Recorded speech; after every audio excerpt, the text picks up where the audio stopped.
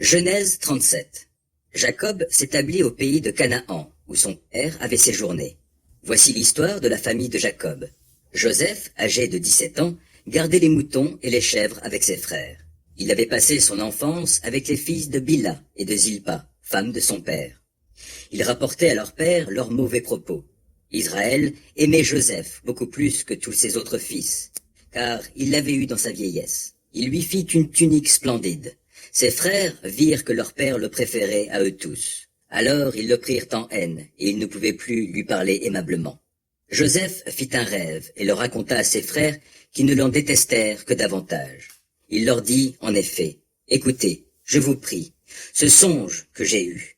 Nous étions en train de lier des gerbes dans les champs. Soudain, ma gerbe s'est dressée et s'est tenue debout. Les vôtres se sont placés autour d'elle et se sont prosternés devant elle. Ses frères lui dirent, « Prétendrais-tu devenir notre roi et nous gouverner ?» Et ils le détestèrent de plus belle à cause de ses songes et de ses propos. Il eut encore un autre rêve qu'il raconta également à ses frères. « Voici, leur dit-il, j'ai encore fait un rêve.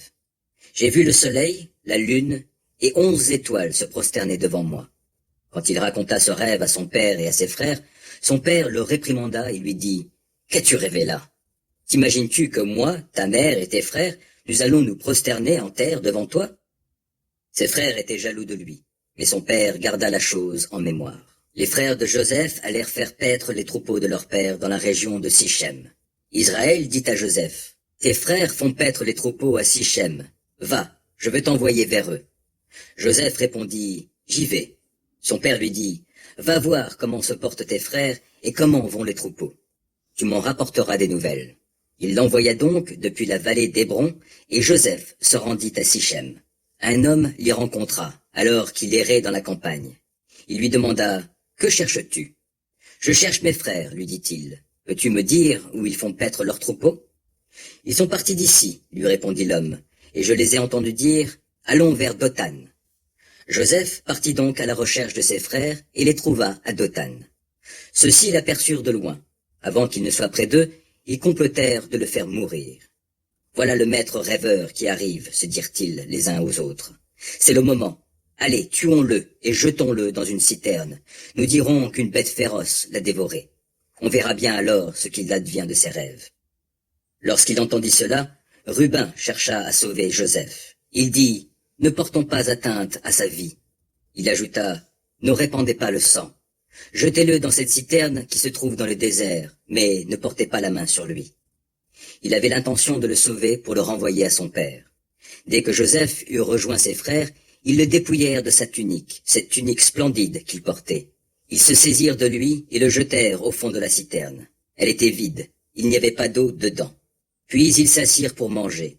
En regardant au loin, ils aperçurent une caravane d'Ismaélites, venant de la région de Galaad, et dont les chameaux étaient chargés de gomme, de baume et de myrrhe qu'ils transportaient en Égypte.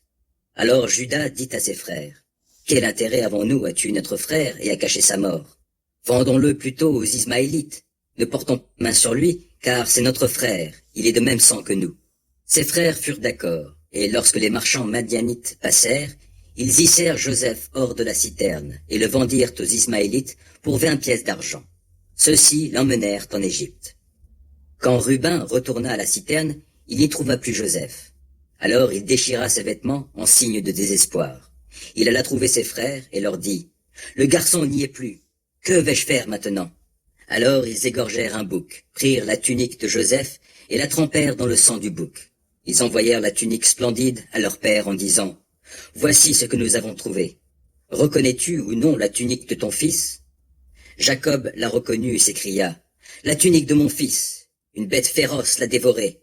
Joseph a été mis en pièces. » Alors il déchira ses vêtements et mit un tissu de sac sur ses reins.